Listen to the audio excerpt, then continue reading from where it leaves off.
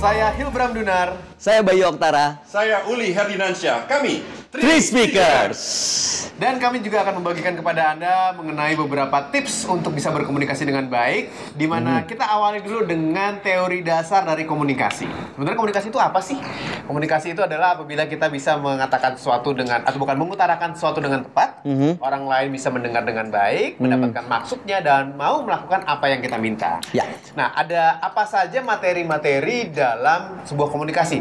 3 hal paling dasar adalah verbal, vokal, visual. Wah, berarti penting banget ya bahasa visual karena memang seeing is believing kan? Betul. Yang kita lihat itu yang kita percaya biasanya. apa saja yang masuk ke dalam kategori visual?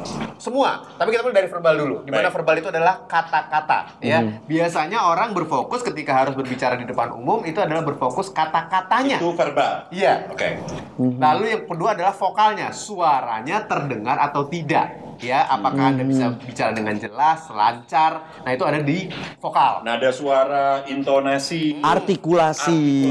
Iya. apakah terdengar hangat seperti itu ya? Iya. Iya. Oke. Baru di visual, penampilan kita, ekspresi wajah, bajunya seperti apa, rambutnya gimana, make upnya tepat atau tidak, ditambah juga bahasa tubuhnya benar atau tidak. Ekspresi, cara kita menyampaikan tangan dan lain Iya. sebagainya begitu ya? Ketika kita berbicara mengenai 3 hal ini, biasanya orang berfokus kalau public speaking atau bicara di depan umum berarti kata-kata yang benar. Padahal menurut penelitian verbal itu hanya mempengaruhi 7%. Sedikit ya. Iya, dari penampilan kita pada Oke. saat berbicara di depan umum. Vokal, suara kita terdengar atau tidak, itu mempengaruhi 38%. Kecuali kita bicara di radio. Iya, Oh. karena nggak kelihatan apa-apa Iya, juga. betul. Audio doang. Audio doang. Nah, Ya. yang terakhir adalah visual. Ya. Itu 55% pengaruhnya terhadap penonton. Berarti visual sangat penting. Untuk itu kami kali ini akan berfokus mengenai visualnya, lebih khususnya lagi mengenai bahasa tubuh atau gestur yang kita lakukan pada saat kita berbicara. Oke, nah yang paling penting adalah bagaimana kita bisa mengeluarkan bahasa tubuh yang benar, yang tepat supaya pesannya tersampaikan dengan baik dan audiens atau orang yang kita ajak bicara mengerti apa yang disampaikan. Iya, yang pertama adalah kita mulai dari atas dulu, dari ekspresi wajah ya pada saat kita berbicara. Pastikan Anda melakukan eye contact dengan audiens. Eye contact. Nggak perlu gitu. Audience. Nggak perlu gitu Iya, juga, iya. Mas Bayu. Ya. Iya, iya. Oke. Kalau terasa tidak nyaman melihat mata audiens, apa yang harus kita lakukan? Ada yang namanya segitiga eye contact. Segitiga eye contact. Jadi menghadap ke atas atau menghadap ke bawah. Anda bisa lihat keningnya atau Anda bisa lihat hidungnya. Iya. Kalau jaraknya jauh nggak begitu kelihatan. Kecuali Anda ngomong Ya. deket banget begitu segini kan kelihatan. Iya. Aneh. Tapi banyak juga orang melakukan kesalahan menurut saya ya. Ada pada saat orang berbicara di depan orang banyak gitu ya, matanya tuh seperti menyapu ruangan. Iya. Padahal Wah. seharusnya melakukan eye contact satu-satu, Anda pilih mana yang mau Anda ajak bicara, matanya dilihat melalui segitiga tadi ya, atas atau bawah. Dan jangan berfokus pada materi atau cue card atau tulisan yang Anda bawa. Karena bisa saja nih, Anda betul-betul membaca persis kata per kata yang sudah Anda tulis sehari sebelumnya, sudah Anda persiapkan. Selamat malam Bapak dan Ibu, terima kasih waktu diberikan kepada saya. Kali ini saya ingin memberikan presentasi mengenai perusahaan saya. Wah. Detil, Anda ngomong nggak mungkin salah, lancar, tepat. Tapi begitu Anda selesai membaca, melihat audiens mereka semua makan siang. Wah, udah nggak ada. Udah nggak ada. Ya. Karena memang membosankan kalau misalnya Betul. penyampaiannya seperti itu. Ya, jadi pastikan adanya eye contact. Nah, setelah adanya eye contact, pastikan juga Anda bicara berekspresi mukanya. Jadi ketika Anda bertanya ya ada ekspresi bertanyanya, Anda tahu nggak? Beda kan dengan Anda tahu nggak? Oh, Nggak enak. air muka atau Iya. ekspresi juga berbicara ya. Tahu ketika Anda ditanya lalu Anda memutuskan atau menemukan jawabannya. Saya jawab ya, Pak. seberapa ekspresif? Apakah tergantung juga acaranya seperti apa dan lain sebagainya? Tepat. Ya, yang pasti tidak perlu seekspresif orang yang main sinetron. Kan nggak mungkin tiba-tiba, apakah Anda tahu? Oh, sinetron gitu ya? Iya benar. Kadang-kadang Mungkin gitu. untuk keadaan tertentu cocok ya. Ya, nah Mas Uli sebagai seorang aktor mungkin bisa menjelaskan bentuk ekspresi ini. Iya, ekspresi ini tergantung apabila kita berhadapan dengan audiens yang seperti apa. Kalau formal tentunya ekspresinya sedikit lebih minimal. Oh. Alangkah anehnya acara kenegaraan ketika seorang yang membawakan acara yang levelnya luar biasa. Iya, presiden datang. Presiden gitu. Selamat malam semuanya. Tidak ada presiden yang seperti itu. Nggak ada. Enggak Aneh ya. sekali. Karena Aneh, memang aneh. semakin minimal ekspresi biasanya juga orang merasa rasa wibawanya lebih tinggi, walaupun acaranya menjadi lebih kaku atau lebih formal. Ya, tapi tetap harus ada. Tapi tetap harus ada. Ya. Satu alasan mengapa apabila kita melihat secara lukisan pada zaman dahulu gitu ya, bangsawan tidak pernah dilukiskan digambarkan tertawa atau tersenyum. Karena yang dianggap sebagai suasana darah biru begitu adalah dengan dingin. Jadi sejarahnya seperti itu. Gitu. Mengapa acara formal cenderung lebih dingin daripada acara yang santai? Casual, Karena di dalam gitu acara yang formal juga akan lebih mudah untuk kita bisa ikut acara secara teratur apabila semuanya dijalankan dengan tanpa emosi yang berlebihan.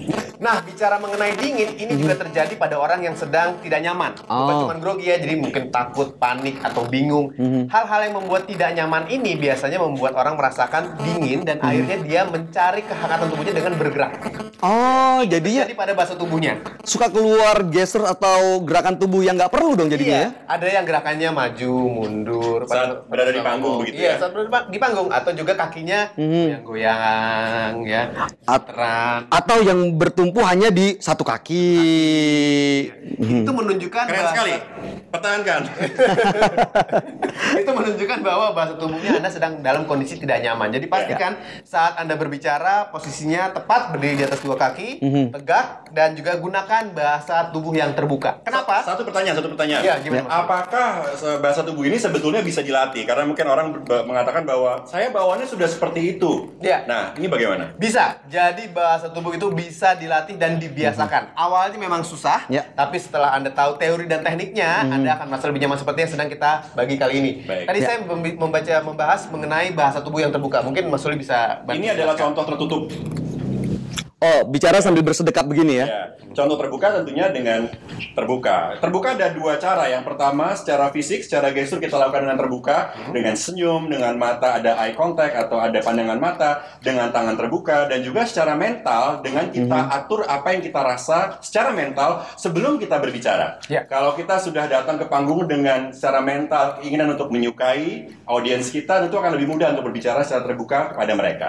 Oke. Ya. Nah, bahasa tubuh yang terbuka juga membuat audiens merasa nyaman. Sehingga ketika Anda sedang berkomunikasi dengan orang lain, pastikan mereka tidak melihat Anda dengan kondisi yang bahasa tubuh tertutup seperti tangan sedang sedekap seperti ini. Kalau kita ketemu dengan audiens atau orang yang begini, yang tertutup, apa yang harus kita lakukan? Kalau Anda bisa berhadapan langsung, Anda bisa serahkan sesuatu, misalnya kertas atau sesuatu yang bisa mereka lihat, sehingga tangannya terbuka. Kalau tidak, bisa dengan audiens yang banyak yang dalam kondisi tangannya tertutup, Anda bisa minta mereka untuk bertepuk Tangan, betul sekali. Ini tips yang sering sekali digunakan untuk orang yang berada di bidang marketing ya. Untuk penjualan, ketika sebuah pameran seperti itu, kemudian ada orang datang dengan kondisi seperti ini, seringkali yang mereka lakukan adalah memberikan kita brosur. Betul. Kenapa? Supaya kita tangannya terbuka menerima, sehingga secara mental tanpa kita sadari, di bawah sadar kita juga menjadi open atau terbuka terhadap perkataan dari mereka. Iya. Nah, selain itu yang tidak kalah penting adalah bagaimana Anda bisa bukan terlihat. Saya ingin Anda benar-benar jujur pada saat bicara. Tapi. Ini. Ya, kadang-kadang dalam situasi tertentu Anda harus bicara tidak sepenuhnya tepat. Oke. Iya, bukan bohong. Kondisi tertentu. Kondisi tertentu, bicara tidak sepenuhnya tepat. Nah, ada beberapa orang yang bisa kelihatan kalau dia sedang berbohong atau tidak dari bahasa tubuhnya. Bagaimana cara melihatnya? Salah satunya adalah ada yang disebut sebagai Pinocchio nose. Pinocchio nose. Ini sebuah penelitian di Amerika. Sering memegang hidung begitu. Sering memegang hidung. Seakan-akan hidungnya menjadi memanjang. Iya, karena Pinocchio itu kalau bohong kan hidungnya Memanjang. Iya. Nah, menurut penelitian, apabila orang berkata tidak benar atau tidak sesuai dengan apa yang dia rasakan, maka aliran darah di hidungnya itu lebih cepat mengalir. Sehingga mungkin terasa sedikit gatal atau apa Atau tidak begitu ya, nyaman. sehingga Anda melakukan itu. Iya. Nah, ini harus dikendalikan berarti. Betul, jadi orang yang berbohong punya kecenderungan untuk menyentuh hidungnya pada saat bicara. Jadi saya sarankan kepada Anda ketika Anda dapat pertanyaan yang mungkin Anda harus belok-belokin Ngeles gitu ya. Ngeles ya. Seberapapun gatalnya hidung Anda jangan dipegang. Nah, jadi itu saya dia. ingin Iya. jangan sentuh hidung Anda karena Anda bisa dianggap sedang tidak berkata Ya, jujur. tapi jangan juga diantisipasi dengan cara tangan dimasukin ke kantong begini dua-duanya ya. Oh iya betul, itu dianggap sebagai Arogan banget. Arogan dan menyembunyikan sesuatu. Ya.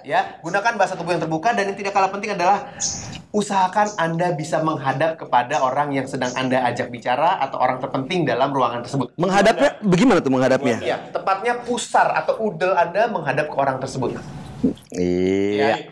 Apabila Anda menghadap seperti ini, saya bisa dengan Hilbram, bisa melihat seperti ini, tetapi pusar tetap menghadap ke orang penting dalam ruangan tersebut atau audiens yang menurut Anda paling dihormati di sana. Kenapa? Ya. Karena orang yang secara tidak langsung berhadapan dengan arah badan Anda akan merasa lebih dihormati dan akan lebih memperhatikan apa yang Anda katakan. Ini semua terjadi dalam proses di bawah sadar. Betul, kita, betul, gitu ya. betul. Oke. Nah, ini bisa dilatih sehingga secara tidak langsung penampilan Anda tampil luar biasa pada saat Anda menjadi public speaker. Ya. Mungkin orang-orang beranggapan dia ngomongnya biasa, tapi kok kayaknya ada yang beda ya. Nah. Itu karena bahasa tubuhnya. Nah, karena bahasa tubuh itu tadi yang dilihat itu memang memegang peranan penting dalam komunikasi.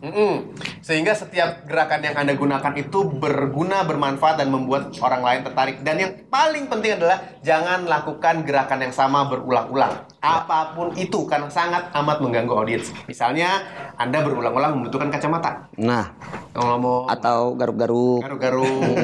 Bingung tuh. Kayaknya bukan. Bukan garuk-garuk. Atau ada juga berkali-kali membetulkan baju. Mungkin karena grogi atau apa Ya. gitu ya. Iya, atau karena kebiasaan aja ada yang melakukan hal itu. Nah, sekali dua kali tidak apa-apa, tapi kalau dilakukan terus berkali-kali membuat audiens mengganggu. menjadi terdistract perhatiannya. Yang ada akibatnya adalah bahasa atau kata-kata Anda menjadi tidak diperhatikan dan mereka malah melihat gerakan Anda yang mengganggu tersebut. Nah, Anda bisa gunakan ini juga untuk melihat audiens Anda. Kalau yang Anda ajak bicara sudah melakukan gerakan-gerakan yang aneh berulang-ulang, mungkin ada saatnya Anda menutup obrolan tersebut. Karena siapa tahu emang dia tuh udah bosan untuk mendengarkan bicara. Sudah tidak nyaman. Gitu. Udah nggak nyaman. Ya, nah teori itu menutup juga perjumpaan kita membahas mengenai bahasa tubuh. Ada banyak sekali sebenarnya bahasa tubuh yang bisa kita pergunakan untuk lebih tampil meyakinkan dan juga membuat audiens terhipnotis pada penampilan Anda. Lebih jelasnya kapan-kapan kita sambung lagi ya. Saya Hilbram Dunar. Saya Bayu Oktara. Saya Uli Herdinansyah. Kami Three Speakers.